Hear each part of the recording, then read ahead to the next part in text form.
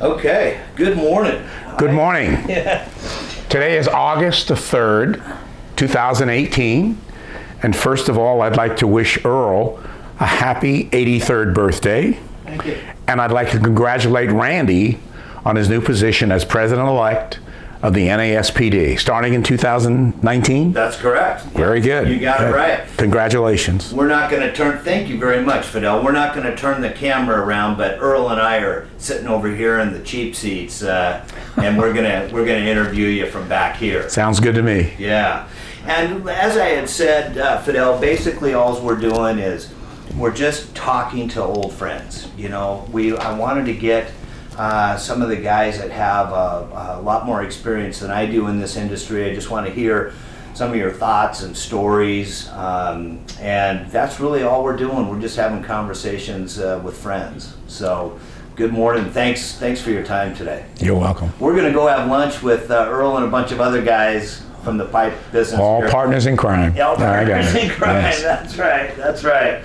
Well, so we've introduced the project and what we're doing, and what I want to do is I want to start, Fidel, by asking, when did you get in the pipe business? What year was it? What company? How did you get your start? I started in the pipe business on March 10th, 1969. Wow. That's a date in infamy for me. I actually, quite the opposite. It was a wonderful experience for me, and I started with L.B. Foster Company in Los Angeles. Okay. And a fellow by the name of Vince Leone and Joe Hornak hired me. Okay. And that'll be 50 years coming up here. Correct. 50 years in the pipe business, March 2019. Now, and Earl and I were talking about that this morning. Vince Leone, that's Mike Leone's dad. That's Mike Leone's father. See, I know Mike, and so obviously he's second generation pipe business. So they hired you.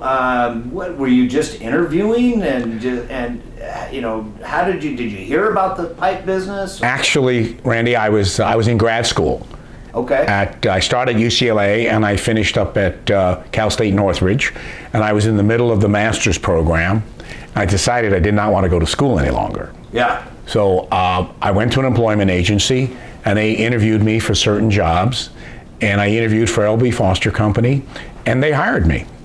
And I had no idea what pipe was, what it was used for, and actually the first day they hired me was the first day I met Earl Cohen. Oh. On March 10th, 1969. I have known Earl longer than anyone else in the business. Very good. Now, Earl was already there 5 years. Yes. Had come out from Valley Steel. Yes. And you started 5 years after he had come out. Yes. So, and now, L.A., Los Angeles is not your hometown. Where are you from? I'm born and raised in the Bronx, New York. Fantastic. And I came out to California to go to college. Okay. And went to college and then got a job. Okay, so. Very good. Now, with L.B. Foster, how long were you with L.B. Foster approximately? About 5.5 years. Okay. Earl had left to go to another pipe company, to run another pipe company, and I kind of replaced him as sales manager. At L.B. Foster? At L.B. Foster Company. Okay. And then didn't you guys join forces sometime later with National Pipe and Casing? Yes, I started. Tell me about National Pipe and Casing. I started National Pipe and Casing in 1976. Okay. And Earl joined me in 1980, and we got together and we built a company. Very good.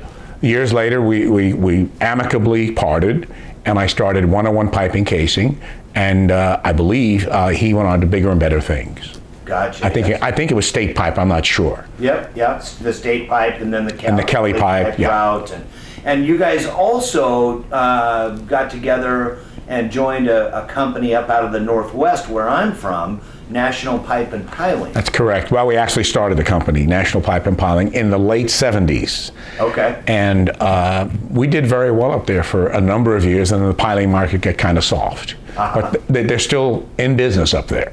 Very good. Yeah. Okay. And 101 Pipe and Casing is obviously your company that, what year did you start 101? About 1986. Okay. I'm not 100% sure. But it was about 1986. I started 101 Pipe. I went to the logo designer and I said, I'd like you to design a logo.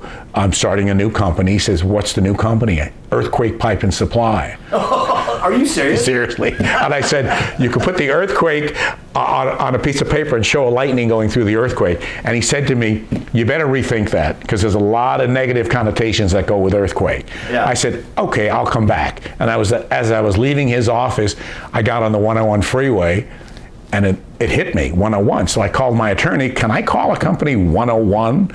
He said, you call anything you want. Well, fine. Thus 101 Pipe and Casing came into being. That is a great story. I love it. And your son Dusty is, there's Earl's phone. He's wanted to sell me a load of pipe, probably. Oh, shit. Yeah, Dusty. Can you mute that? Dusty is running 101 Pipe and Casing now. Okay. And I just kind of sit in the background and just kind of orchestrate things and keep the yard going and keep the sales effort going. Okay. Well, I know that in working with Dusty and all the other guys at 101, it's a fantastic company. One of the other things that I wanted to do was talk about the NASPD. The organization of us Steel Pipe Distributors. We've all had various roles in the NASPD, and I know with Earl being the first president, and over the years, if you can tell me a couple of maybe a memorable location or friendships that you've kicked up through the NASPD, I'd love to hear anything that you might have. Well, I did go to the NASPD first convention where Earl was nominated as president, and we had not joined the NASPD, so there's actually no record of us being there. But we were in Las Vegas. I do remember being there Yes. and saying hi to Earl because we had worked together previous to this.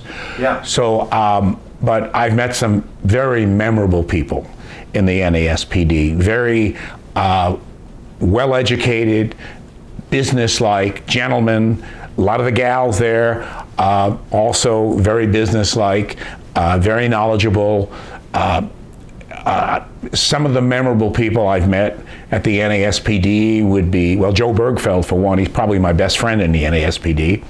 And Charlie Jewett, Yep. who I've always considered to be a gentleman's gentleman. When he was president, every time I met him, he smiled, put his hand out, and the whole organization is run very professionally.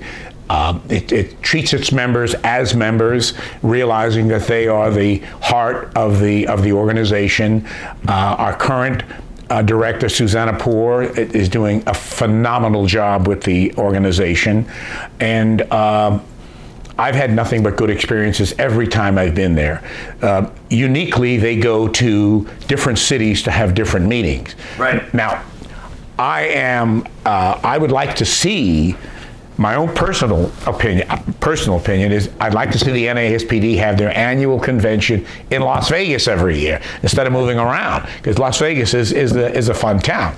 But that's for the committees to decide. Yeah, that's right. And it seems like we do go to some of the standard locations, whether it be Houston, San Diego, San Francisco, Las Vegas, et cetera, et cetera. But we've also gone to some conventions, on the outliers, so to speak. 8 years ago, we were up in Coeur d'Alene, Idaho. Yes. And back in the olden days, I remember even hearing some fun stories about Acapulco and the Bahamas, going to NASPAD. I never went. You never went to those? No. Okay. And what about Boca Raton, Florida? Yes. Did you go to that one? Yes, I did. And that was in 1990, and I put together the biggest deal I've ever put together. At the meeting at Boca Raton, Florida. Oh my God. Yes, and that was with Pete Knowles and Virgil Vandenberg from Northwest Pipe. Oh, Virgil's an old friend of mine. Yeah, oh yes, very nice guy. Yeah. And Pete Knowles, I'm backtracking here a little bit, was one of the most memorable people I've ever met in the NASPD. He was a complete gentleman. He knew his stuff. Deal maker. Deal maker. I was going to use another word. You're right. That's a good word, Randy. He was a deal maker. He was a high roller. And we had our convention one time in Las Vegas, and I saw Pete at the dice table.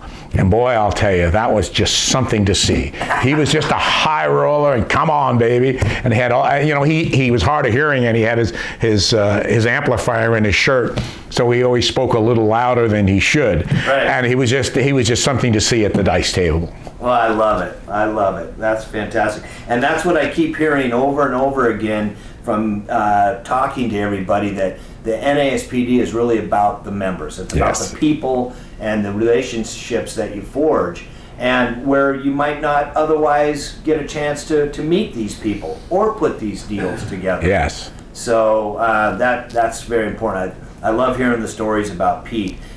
Pete, of course, him and Jerry Rubenstein kind of formed the NASPD, and it's nice to hear the other stories. So, any other friends? Now, Joe Bergfeld, how did he become? He's a St. Louis gentleman. Well, him and I were both. He was my counterpart in St. Louis when we worked for a company called Continental Pipe.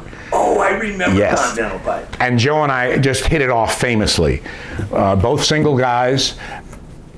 I think I just got divorced. Both single guys. Yeah. And we went to Washington, and we just hit it off as friends.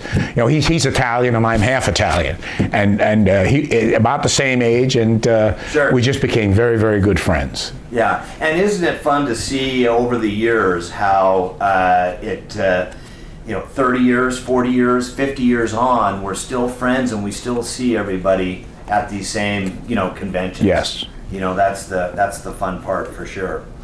Well, the other thing, the one question on my list that I keep forgetting to ask, and I want to ask you, is what are some of the most memorable changes in the steel pipe business that you've seen or witnessed over the years? Because there's been a lot of changes. That's a good question.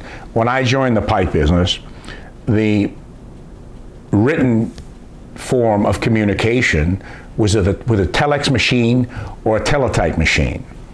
And then the fax came along, the fax machine. Right. And then, and Earl and I bought one of the first, it was a surplus auction at at Union Oil Company, and we bought this fax machine where the paper actually rolled around. Right. And from there, it developed into a very sophisticated piece of machinery.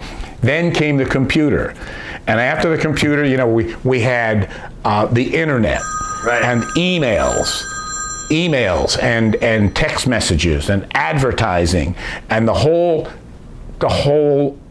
network of the NASPD, of pipe suppliers all over the country, all over the world, just came together much closer, because it was just an email away to find out if you had any pipe. And years ago, we used to have a publication that advertised what each person had in their inventory. So if you were looking for some pipe, you pick up this, there was a name for it and I can't remember it. Bud Siegel put it together. Exactly, right, he did. Eastern Pipe, right. Yeah, and then Della, his wife, kept it going after he had passed away. Now you just send someone an email, right. And then it's got an inventory list, and you just, and it's just so much easier now. Right. The world has gotten much smaller in the pipe business. Yeah. If you're looking for something, you send me a text from Washington, and I can respond right away. Exactly. Yeah. Yes, it's amazing to see all those changes, and we've been able to grow our businesses based on that. So, yeah, thank you very much for sharing. Thank you very much, Randy. Well, listen, Fidel, I appreciate your time. You're a highly regarded person in our industry, and we just greatly appreciate our friendship, and thank you very much. Thank you. All right, sir. Okay.